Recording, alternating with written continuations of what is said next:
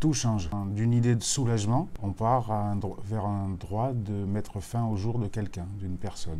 Et pour moi, la médecine et pour la Société française d'accompagnement et de soins palliatifs, les soins ne sont pas faits pour ça. Notamment les soins palliatifs sont faits pour soulager.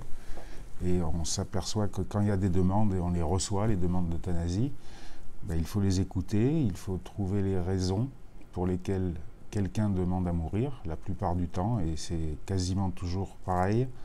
C'est quelqu'un qui ne réussit pas, qui ne peut plus vivre dans les conditions dans lesquelles il vit à ce jour. Et donc si on le soulage, plus de 90% des demandes de mort, d'euthanasie, de suicide assisté, on peut l'appeler comme on veut, sont annihilées. L'idée, vraiment, est au cas par cas de soulager le malade.